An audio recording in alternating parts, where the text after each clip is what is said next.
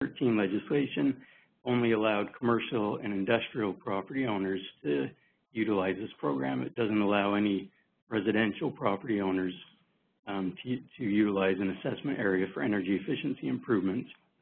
And the other big change we made is that there's now a requirement under the Utah law that requires that any existing lien holders have to consent to a property owner's property being included in an assessment area before their property can be included in an assessment area. So with those two changes, we went back the second time, and this time it was much more palatable to the Bankers Association, and the idea being that if they were allowed to consent, they would be more willing to allow these improvements to be put on.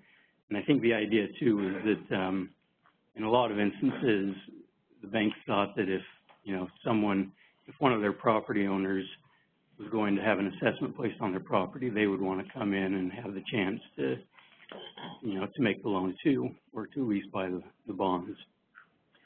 So those are the big objections that we had and concerns that we had in passing our PACE legislation. I would mention too, however, our role in this whole thing was primarily to draft legislation. We were approached by Utah Clean Energy, and they were instrumental in kind of shepherding the whole legislation through the process. I mean, finding legislators to sponsor the bill and to get it and to meet with people to make sure it was on track. So.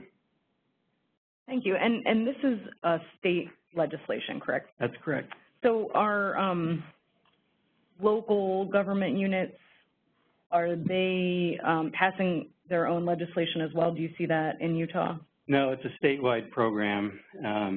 So the local government units, they operate under the Enabling Act in Utah. And then, we haven't yet completed a CPACE deal in Utah. We're in the process of working on one now. But the local governmental entities have their own, I guess, standards and things that they want to look for when they do these assessment areas. And over 30 states have passed PACE enabling legislation. And David, you work with PACE now that sort of looks at a comprehensive view in the states. Is the legislation, are there uniform pieces to it across these states? Are there any unique distinctions in different states?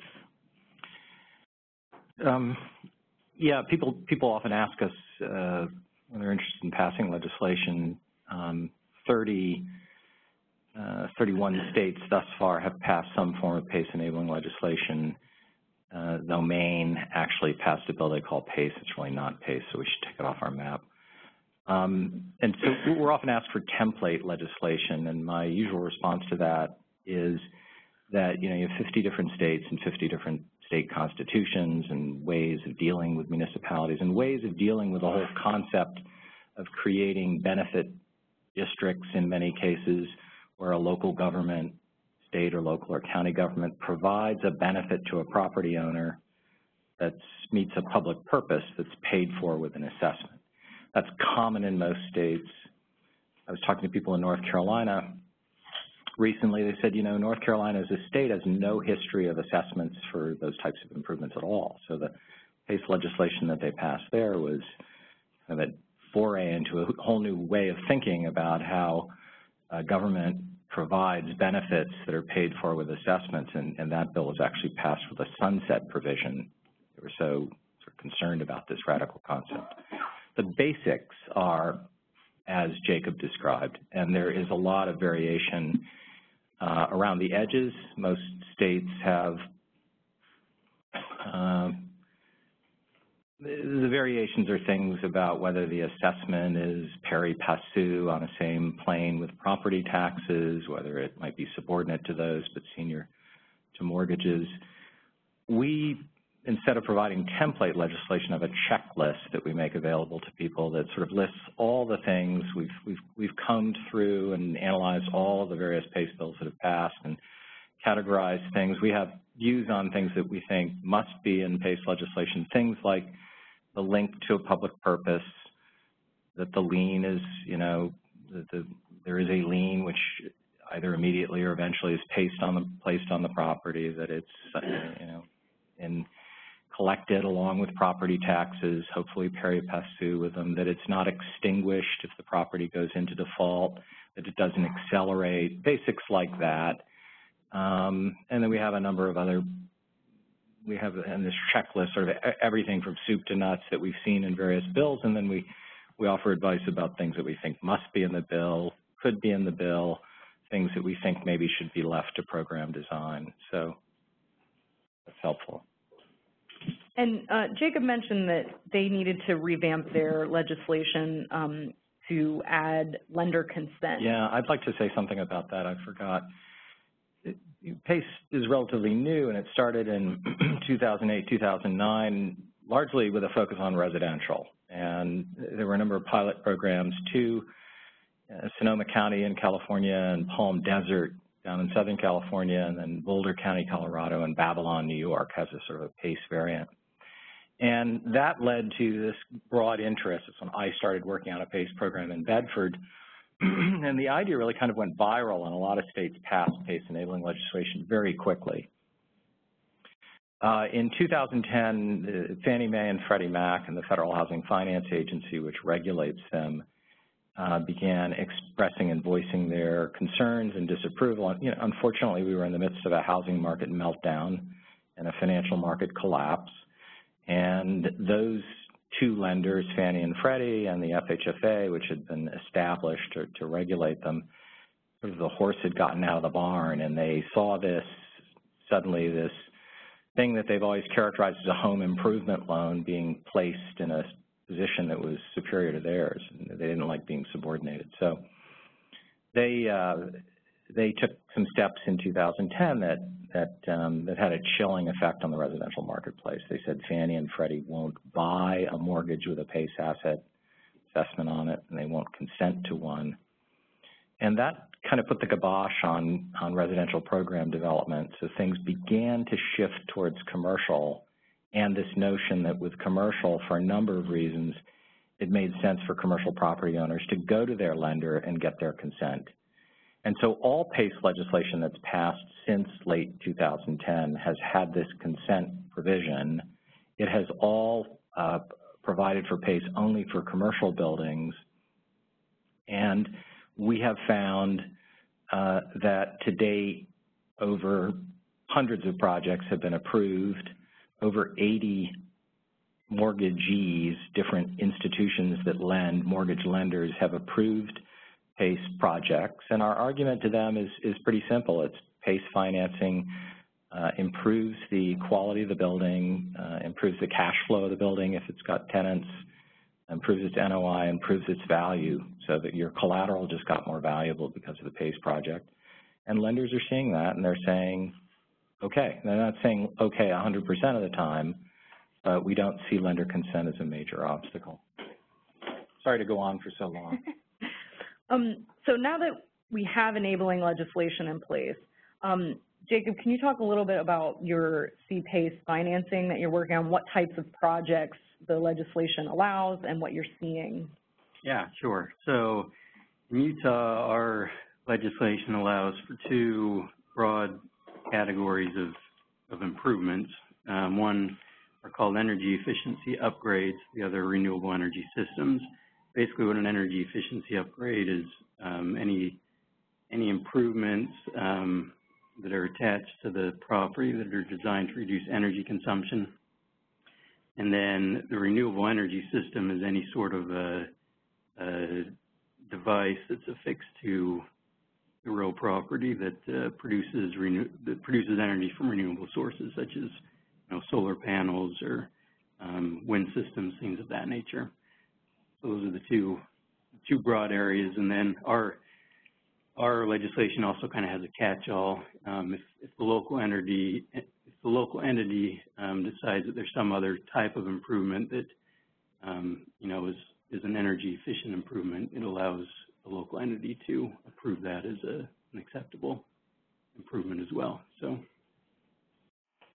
And David, are you seeing similar projects throughout the country, or are there certain places that are really taking off compared to others? Yeah, with commercial, there are now 9 states, 10, in the District of Columbia that have completed PACE projects. Connecticut has a very successful state authority run, the Green Bank and Connecticut run program. They've got hundreds of millions of dollars of projects in the pipeline. They've completed about 30 million to date, ranging in size from across the country from quite small, four-figure, $5,000 rare, to $7 million hotel projects. We try to collect data on all of those, and most of them thus far energy efficiency and renewable, then edge towards energy efficiency, particularly in states where water is a big issue. I don't want to say this because Kathy Shanling is here. Many states provide for water conservation, and the 2 hotel projects in Los Angeles both had large water conservation components as well. Water is part of the bill in Texas, so I would mention that as well. Great. And as we've mentioned before, PACE financing puts an assessment on the property that's essentially a first priority lien over the life of the financing period. So, Michael, from a lender's perspective, how does this and some of the varying credit structures of the states impact this PACE financing market? Sure. So I should say before I start, there's an important sort of announcement to be made about PNC, which I think is very much under the radar, is that PNC is a real leader in energy efficiency and has been for quite some time. A sort of quiet fact about PNC is that it has more LEED certified buildings than any company in the world, and USGBC has recognized us for that, including the new headquarters, which will be over LEED Platinum standards. So I guess I wanted to mention that in this context because we are a company that's sort of familiar with energy efficiency and has been for some time, which has been led by our association with the Green Building Alliance out of Pittsburgh. With regards to PACE, there's 3 ways in which we've touched it within the bank. One, and this is sort of escalates by scale. One is through our business banking lending services, which are loans, of approximately $3 million or less. 2 is real estate banking, which is your kind of more commercial lending, on-balance sheet lending for commercial projects. And 3 is my group, public finance, which has looked at some larger scale or potential larger scale applications of PACE. So what we found, I think, in 2 of those cases on the public finance side, we took a real hard look at a program, but ultimately didn't pursue it. What we found in the first 2 cases is that what PACE does, and this is, I think, true of a lot of economic development related initiatives, is that it helps focus people around a defined process for selecting projects and then passing them along to the lender. And so from a credit perspective, when it gets to PNC's hand, it's already been through the hands of the servicer who's scrutinizing the energy projections, scrutinizing the contractors, and on an ongoing basis will make sure that the work that's been promised will actually be provided. So this is a tremendous benefit to PNC when they finally get it. The PACE structure itself, and we have one ongoing PACE lending program, which is through our business banking group in St. Louis. What we found, or what they found, is that actually the PACE structure is almost besides the point, because in that case, what PNC is actually doing is underwriting the individual lenders themselves. And in most cases, because the city charges a 3% fee on their assessment, they've actually just paid PNC directly. What PNC has preserved in some cases and thinks about is continuing to have the ability to take what's called a springing lien. So in the event of default, they would then have the tax lien, which would make them first priority.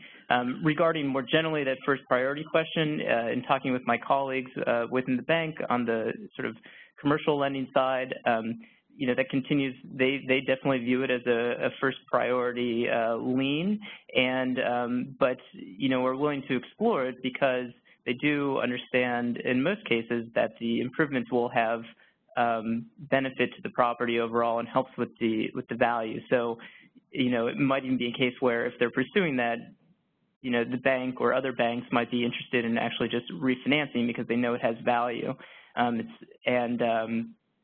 Which gets us back to the servicer question, which can guarantee that value is there. So I think that's sort of on the ways we've touched PACE, I think, that have actually been implemented. On the more sort of broader scale, we looked at Florida PACE program in the public finance group, which from a credit perspective was very attractive to us because they were looking at there's several entities involved in PACE. There's several different organizations that have sort of organized and formed, different counties or cities that are kind of positioning for who will be kind of the leader in the state. But the attractive thing to us there was that it had the potential to be a statewide program with a diversified pool of assets, which is the most important criteria in achieving an investment grade rating, if you're to sort of parallel to the special assessment district rating criteria. So you'd have a diversified base, you'd have improvements, you'd have potentially improvements throughout different parts of the states that might have their own microeconomic cycles that would provide some security as well. And then finally, what Florida has, which from what David said, it sounds like other states have, is they have a uniform tax bill. You can't discriminate on which assessments you pick. So, those would be coming in at the same time as all the other assessments and all the other property tax payments.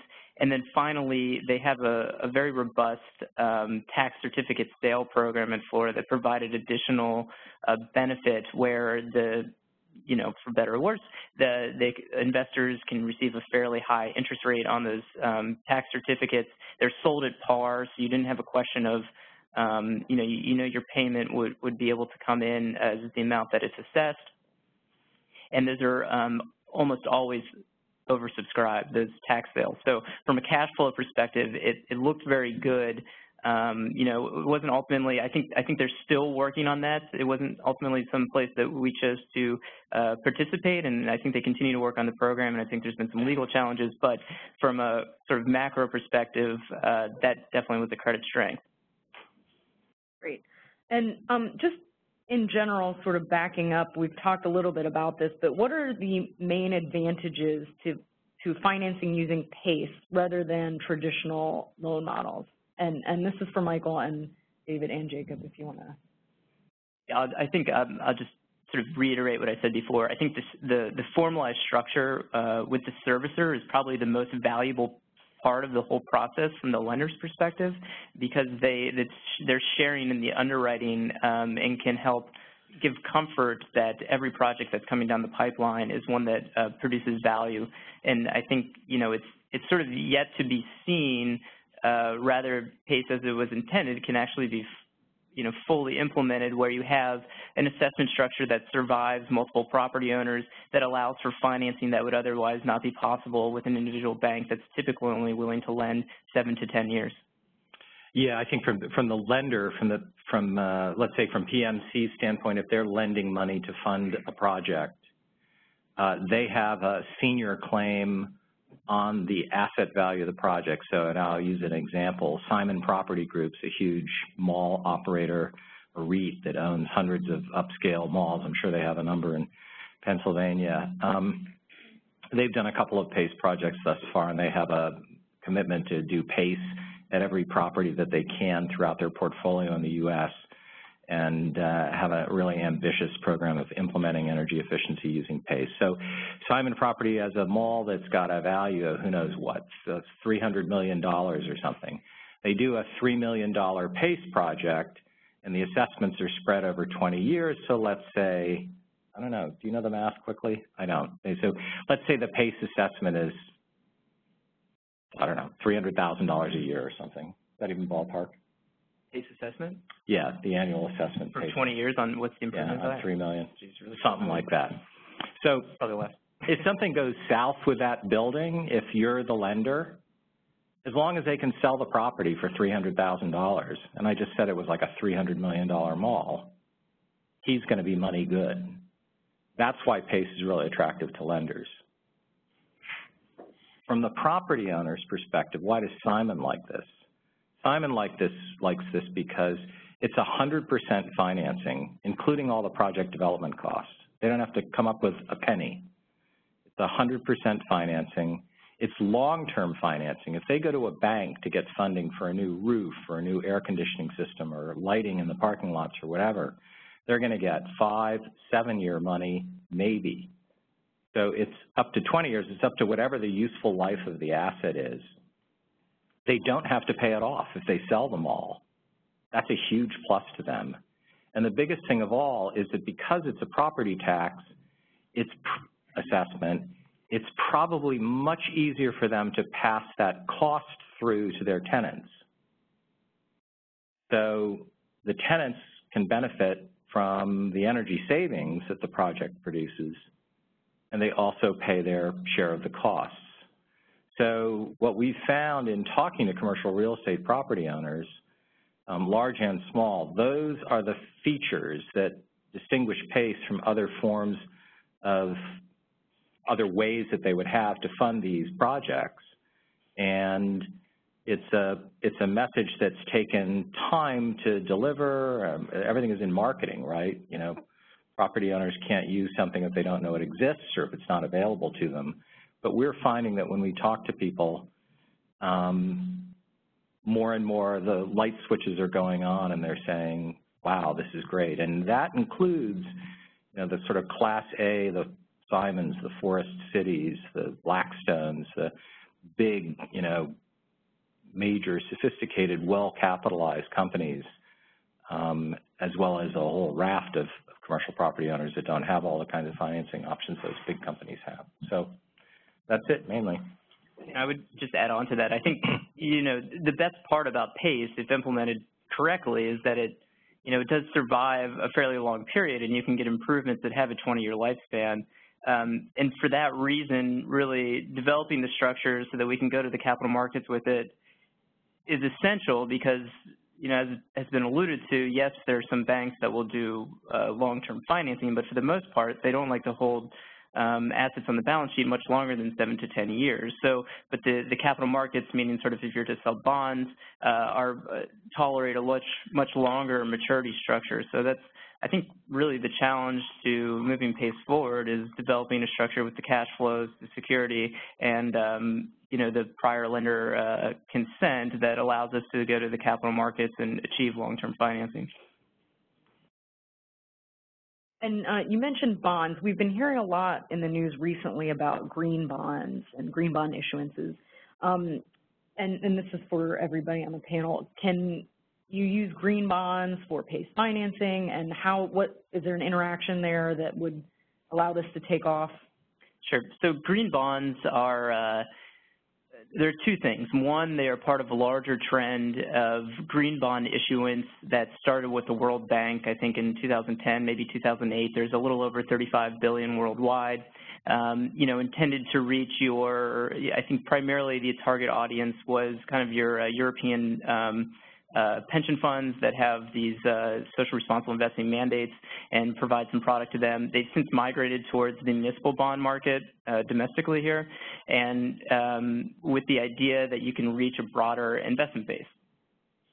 Maybe you draw in traditional buyers of taxable funds, pension funds, university endowments, or maybe you market towards you know, individual investors like you and I, or retail base that is driven by the social responsible benefits. A green bond has no formal definition. There's something called the Green Bond Principles, which is developed by 25 financial institutions that have signed on to it, but essentially it boils down to this. One, you are defining your eligible categories of investments that, you know, are sustainable in one way or another. Two, you're developing a methodology for selecting projects. Three, you're segregating funds. And then four, you're reporting on the ongoing use of those funds. So Hawaii just recently did a transaction, and within the municipal world, there's been 13 transactions, $2.2 billion. Hawaii just did a transaction that was an on-bill It's an on-bill financing program for energy efficiency and solar within the state. Those were marketed as green bonds, so it's certainly an appropriate, you know, categorizing PACE as a green bond issuance would certainly be appropriate, and I think, you know, hopefully we can do that going forward. Great. So there are still several states that don't have PACE enabling legislation. Like Pennsylvania. Exactly. I guess, David, from your perspective of being involved in the early on process, is there any advice you can give to like municipal districts or issuers or developers in those states? And maybe, Jacob, you can chime in a little bit about the enabling legislation part on how to get this in front of the state legislatures and move this forward in those states. Well, Jacob, when he was describing Utah, mentioned something that was really important. It was another NGO or non-governmental organization, nonprofit, Utah Clean Energy, which, you know, sort of picked up the mantle of getting PACE passed in Utah. Yep. And we've been thinking about this. We're about to launch a new website, and it starts with tools like, you know, how do you get started? So I think, you know, you live in a state, there is no PACE legislation, you're interested in energy efficiency and renewable energy for whatever reasons those might be. I think you need an organization like a Utah Clean Energy that is willing to, either on its own or with other similarly aligned organizations, and those could be trade organizations, they could be, you know, organizations of local government that have, you know, could be a state league of cities that has an interest in pursuing energy efficiency initiatives. But you need an organized effort to, you know, kind of thump for it. And then, you know, you're going to want to design legislation that addresses the sort of the issues that politicians will have. So, you know, those are going to vary from state to state. In Connecticut, pretty green state, PACE was sold as an economic development tool. It was going to bring money from outside Connecticut into the state to fund projects that were going to end up being designed and built by Connecticut-based energy service companies. And it was going to create jobs, and it was going to improve the stock of commercial property in Connecticut. So, so you're going to want to design, you know, legislation that's going to address the opportunities like economic development, and you're also going to want to make sure that for example, the Bankers Association, you're going to want to make sure in Connecticut, a lot of time was spent with the Connecticut Bankers Association and with large Connecticut-based banks like Webster Bank and United People's Bank to get them comfortable that this legislation was going to have a consent provision, and that with that, they'd be able to thumbs up, thumbs down projects. We're doing this in Arizona now, and the Arizona Bankers Association has come a long way. Their membership is, you know, less likely to oppose a PACE bill because now they understand they can you know, KO any project that they don't like, and they might get the first right of refusal to fund it. So you're going to want to diffuse opposition. In Kentucky, that could be, in West Virginia, that could be coal interests. And then you need a good sponsor in both houses of the legislature that, you know, want to champion this and make sure that it gets through. Can't underestimate that. So those are sort of the main touch points, I think. And I would agree with what David said, and I would also add that, you know, it's not only in the process of getting the legislation passed. I mean, we mentioned that Utah Clean Energy, for instance, had a big role in shepherding that whole process, but they've also continued that role after the legislation was passed. And it's important, I think, to have an organization do that after to get the word out that there's this, you know, this new financing alternative now in law, and reaching out to people and getting, people together to talk about this, what the pros, what the cons are about it. And like I said, Utah Clean Energy has done a good job of getting the word out and kind of trying to spark interest among different groups. So. Yeah, they really have. They've put together a pretty broad-based advisory council we're honored to be a member of. Really just kind of listen in, and they've got I think a property owner lined up to do a pilot program. I keep going back to Connecticut because Connecticut, in its wisdom, funded the state's authority, the Green Bank in Connecticut, which is the Clean Energy Finance and Investment Authority. They gave them a budget. They gave them balance sheet. They have staff. They have very good staff. They're lucky. They're really good, smart, motivated people. They've been able to do a lot of outreach to the building owner community because they have resources to do so. They've done contractor training to teach contractors how PACE, for all the reasons I said before, can help them close a deal. They've been able to lend from their balance sheet and then sell that portfolio of loans downstream in a secondary market. So few other places in the country have the resources that Connecticut's had. They also have the most successful program that's really taken off. And there's a lot of interest, but there's not a lot of funding to develop programs. And there are companies springing up playing a program administration role, but there aren't enough of them, and so it's a challenge. I mean, Utah Clean Energy is doing a good job with the resources that they have, and hopefully as things catch on, it'll get easier. Nothing, success is important. Yeah, I was just going to add on before you said that. I think having a funded entity is probably pretty important. You look at places where they've had success on the public finance side, and they've lent some sort of outside support credit enhancement. The Boulder County issue, I believe, was a moral obligation bond. Sonoma County was a general obligation bond. Toledo Port Authority has did a deal, and they have a well-established bond reserve fund that has significant assets. So, the promise of it is sort of you have this non-recourse structure, but if you have just a startup entity with no assets, it's a very difficult thing to finance. So to the extent you could bring in something like a Connecticut, you have some balance sheet, I think that obviously helps a lot. Or you lend some sort of outside credit support via moral obligation or whatever. And in Florida, I think they've created sort of a consortium of districts that have worked together to help create this program. Is that something that increases the creditworthiness or something that you look at when you're investing in that?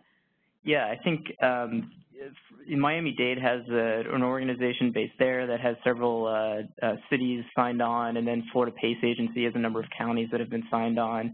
And so to the extent you can diversify your pool, that's certainly a credit strength because you're going to avoid certain real estate cycles, and you're going to have diversity of taxpayers. And in a place like Florida, where weatherization is an improvement that's allowed, you're also going to have diversity in what the climate effects of any particular area will be. Yeah, Florida did something that we always highlight. It's on our checklist of things that you should try to get if you can. Florida has a PACE statute, and then they also use another pre-existing statute in Florida that allows municipalities to form through interlocal agreements or subscription agreements, basically allows municipalities to join together to create economies of scale. So there's the Florida Green Energy Works Authority, there's the Florida PACE Funding Agency, and there's the Florida Green Corridor District. So agency, authority, district, it's all sort of the same thing.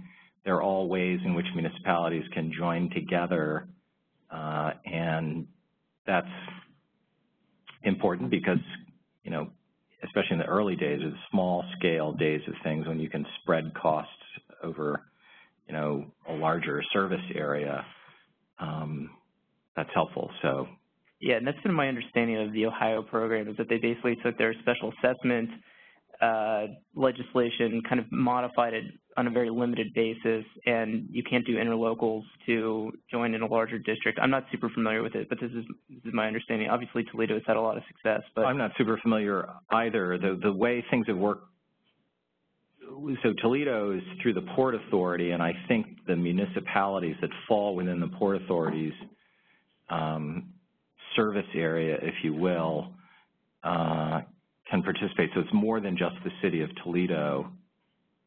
I don't know if there are other public finance geeks here that in Ohio, municipalities can actually place assessments against their properties. And Toledo, the city of Toledo, has used PACE funding from the Port Authority to upgrade something like 50 municipal buildings.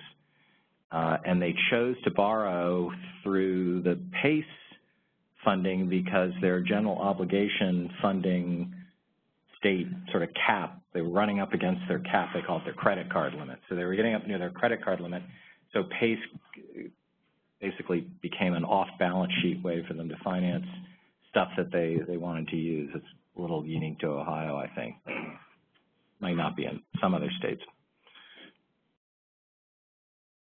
Great. And this is a question for all panelists. Where do you see PACE financing going in the next 5 to 10 years, and do you see any hope for residential PACE financing? That can be quick. I think the really interesting application to me is water. I guess we have some water representatives here. You know, you look at places like Philadelphia, places like DC that have impervious surface charges that they're going to turn around and lend as a subsidy for, you know, forced pavement or green roofs or what have you. In Philadelphia, the subsidy equates to about $2 a square foot. From what I've heard, for, you know, certain porous improvements, you're looking at $4 to $6 per square foot. So there's a gap there, and there's a gap that is not that big. So to me, it seems a lot like an energy efficiency improvement. And in fact, NRDC, National Resources Defense Council, in their study of Philadelphia, suggested PACE as a possible financing tool. So I think that's a great application, and it sounds like other states have, or some states have provisions for water efficiency or stormwater already built in. So I think that'd be a really great application of the PACE structure. On the residential side, you know, you look at where we are right now with mortgage rates, and you look at what the fee structure of a publicly financed loan might look like, and it's hard to think that, particularly as we recover from the recession, it's hard to, you know, it's very competitive just to get a home equity line or to refinance in one way or another if you have a willing lender from a rate perspective with what the public might be able to offer. And then finally, I think this Hawaii transaction with on-bill financing for PACE-like improvements was really interesting and very much politically driven. From what I understand, Hawaii is not permitting a lot of new solar, given that they have grid capacity issues with base level energy generation. But, you know, they have the politics there, which is similar to PACE, the sort of the politics driving it. And so on-bill financing, a great, you know, much like essential service revenue bonds, which are very, very strong demand in this current market, on-bill financing could have very strong demand and generate some attractive rates for borrowers.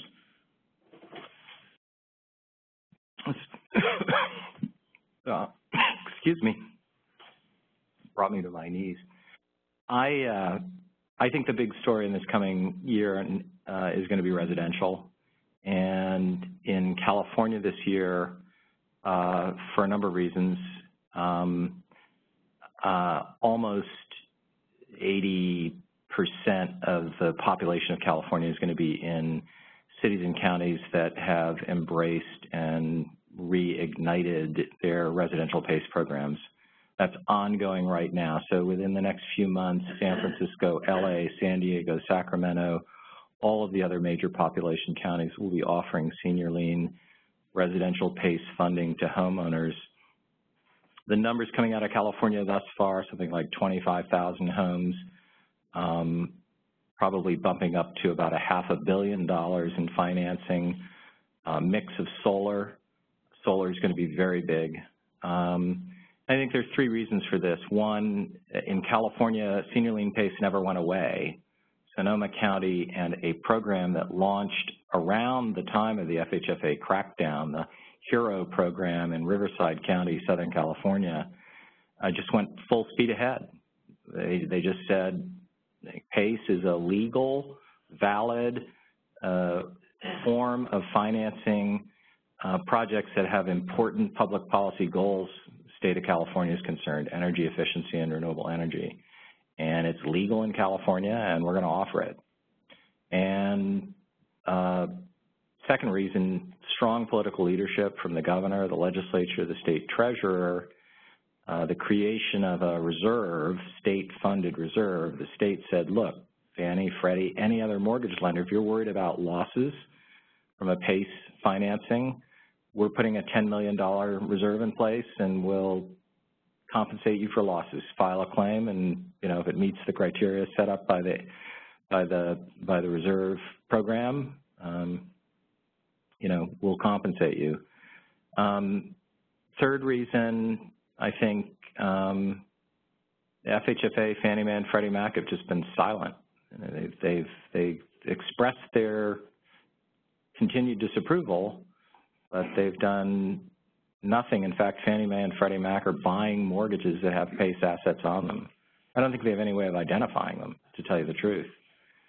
So it's going to be interesting to see. I don't know what's going to happen. I know that it's going to surge in California, and I don't know what Fannie, Freddie, I don't know what their FHFA, I don't know what their reaction is going to be, whether it's going to be this sort of continued kind of silence.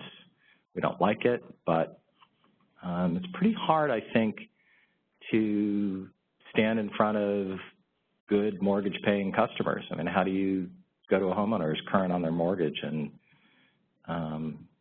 threaten them in any serious way? So it's an interesting situation. That's what I think people should be watching. I think if California takes off, residential is going to take off in other places in the country, and I think it's going to make it much easier to get commercial projects done, which, just because of the scale of the savings per building, commercial is very, very important. And I can't predict what's going to happen, but I think residential is going to be the big story. And one of the things that we're collecting, and I'm going to end on this note, we're going to be collecting data on residential as well, and I think we're going to be able to demonstrate, I hope, that we're going to be able to demonstrate to mortgage lenders that actually, when you factor in that PACE assessments can reduce homeowners' energy costs and put money in their pockets, make it easier for them to pay their mortgages, and all the economic activity generated. If PACE can really show that now we're getting 3, 4, 5, 10, 15% of homes to do PACE, then the additive economic activity obviously helps the mortgage market, makes houses more valuable, and makes for a lot more economic activity that makes it easier for people to pay their mortgages. So I think lenders may find that they're actually better off, and that the concerns they had, which may have been valid when the housing market was in such a slump, were just a little bit overwrought. I guess the only thing I would add to that is just to say, in Utah, we're just looking forward to getting our first PACE deal done. So not necessarily looking far into the future, but I guess I would say, in Utah, we're starting kind of on a small scale, and most of the interest that we've seen so far are just from single property owners. And so the concern there has been in these assessment financing deals, the costs are generally higher than they would be in a traditional financing. And so when you only have one property owner bringing a relatively small deal, they are concerned about the high costs of the high costs involved with the financing.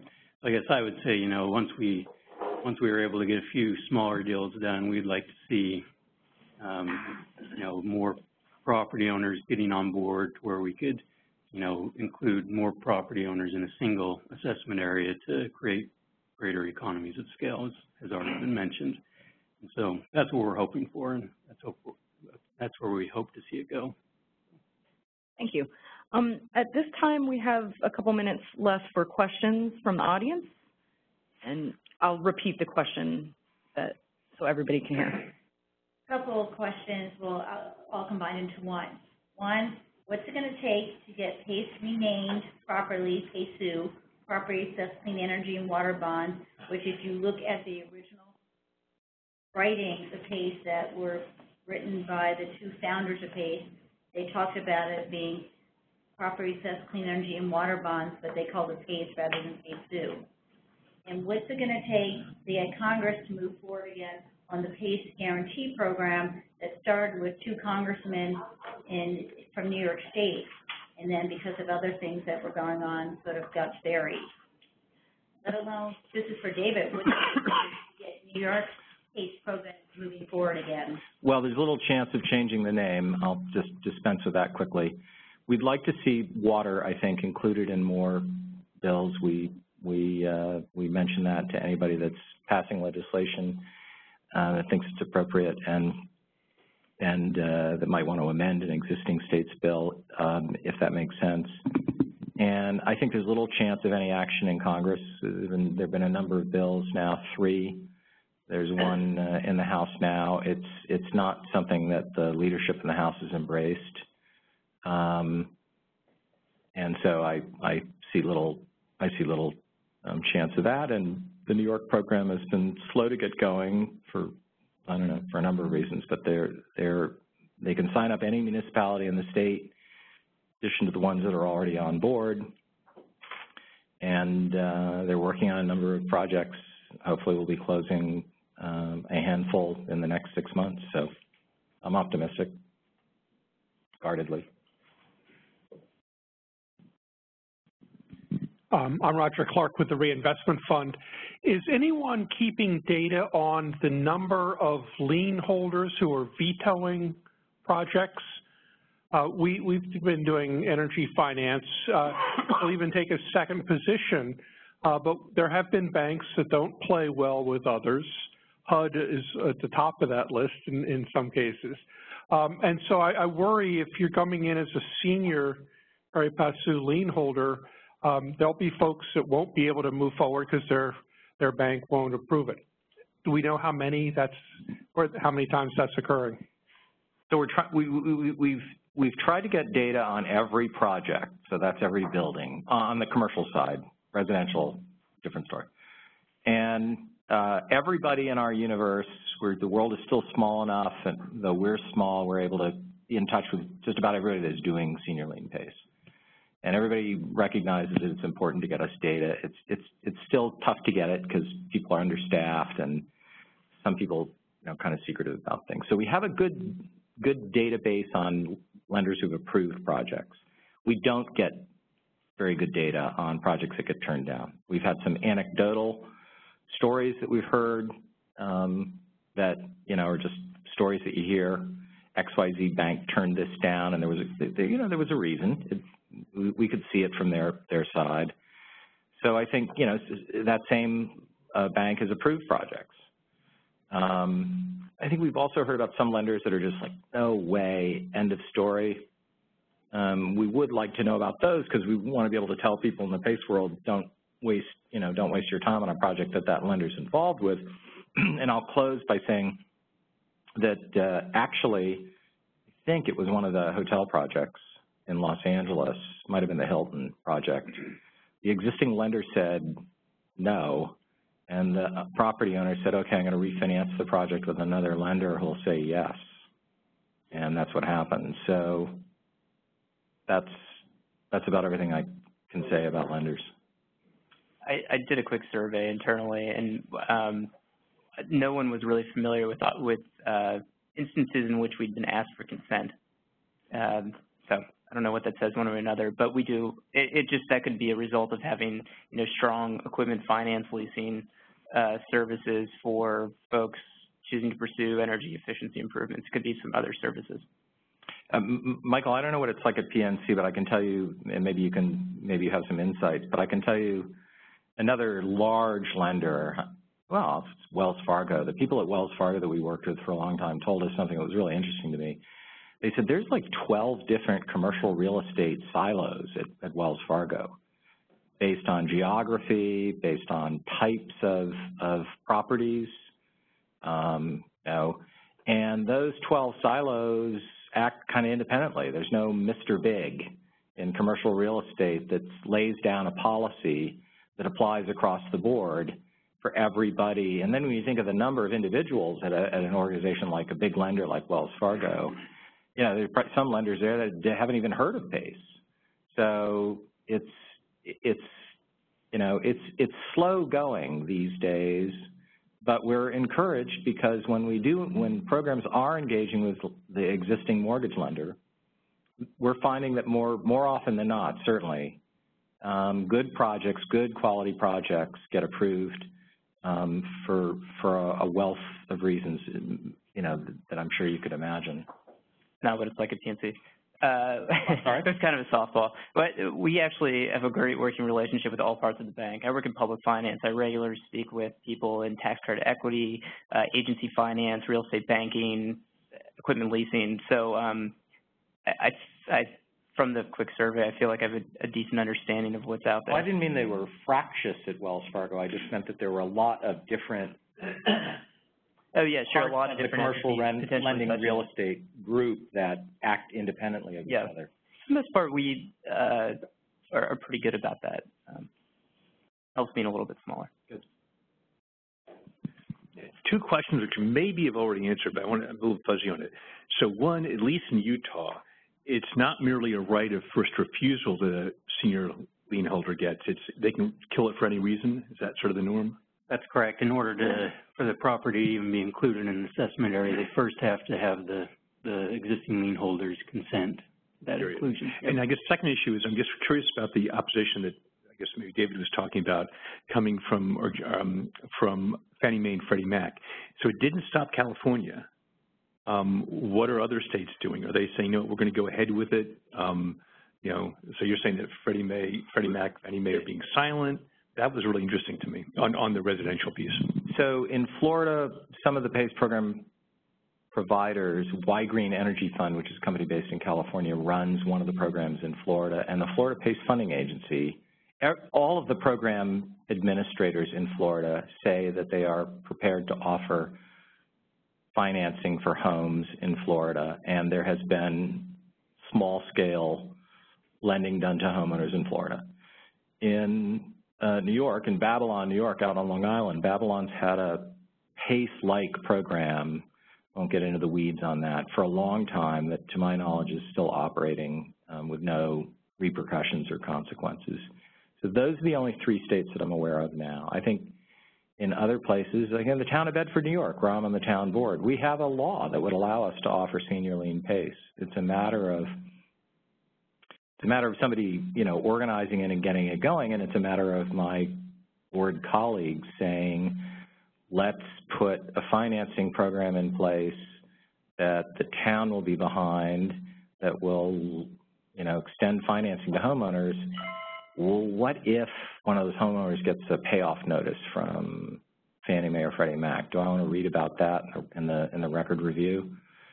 You know, that's kind of what it comes down to, I think. And in California, is, you know, the local governments are saying, yeah, you know, as long as homeowners, you know, understand they might have to pay this off when they sell the property. That's what seems to be the reaction out there, and it's attractive financing for homeowners out there who can't they don't want to come out of pocket, they don't want to use a credit card, they may not be able to get a home equity line, or they don't want to use it for that.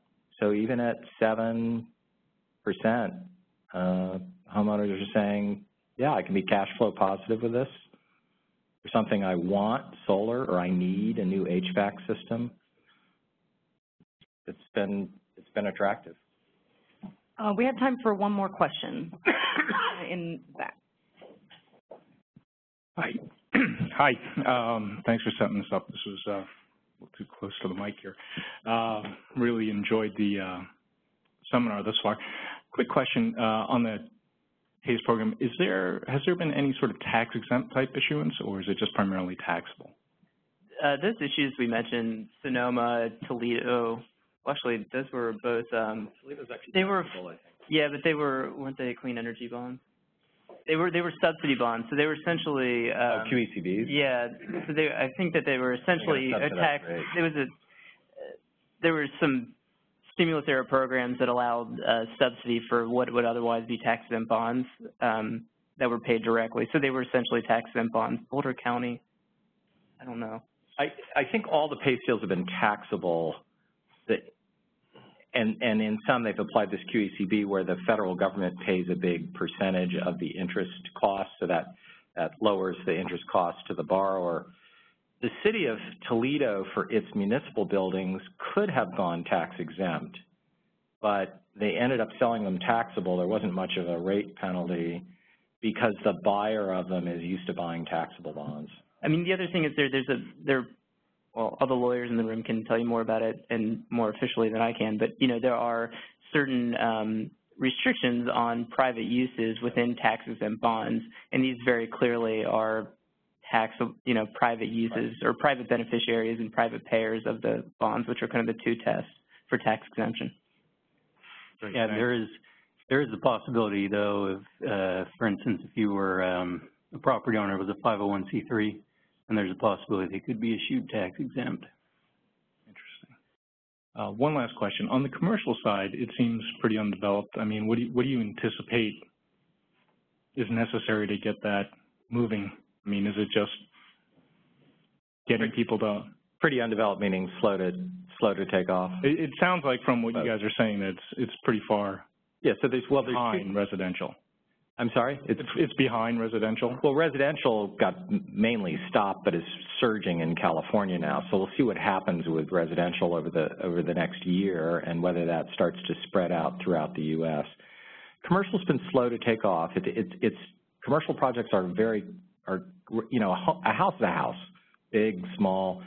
You upgrade the heating, the cooling system, maybe the insulation on the attic floor, do weather sealing. Those are house projects. Commercial projects, vastly broader array of building sizes and types and uses and architectures, and the projects tend to be much more complicated, much more engineering driven. So projects take a lot longer to develop. Commercial property owners take a lot longer to get to yes. This usually isn't super high on their radar. Their core business isn't energy efficiency. And so the programs have been more complicated, and it's been complicated to get them started and figure everything out. So we have a good number around the country now operating. I didn't bring my maps, but you can sort of see them on our website, or give me a card and I'll send you some follow-up. I think it's going to be slow. You know, it's not available throughout the United States. Still relatively, you know, just a handful of states and places within states. And, you know, there's a lot of education to do to the natural buyers and sellers of energy efficiency and renewable, which are contractors that propose and do projects, and building owners that buy them. And there's a lot of, you know, marketing from PACE programs to those two groups that needs to happen, and then contractors need to understand it. Connecticut's trained 200 or 300 contractors. They've had organized training sessions, and you can watch them on our website, on our YouTube page, because we made a video of all of them. And they found that about 10% of the contractors that have gone through that training process seem to get it and account for, you know, a high percentage of their applications. So there's a lot of room for improvement. That's why, I think that's why, all those reasons are why it's been slow to take off. Well, thank you very much, panel, for coming today and having this discussion, and thank you all in the audience for listening and for your questions. Have a good day.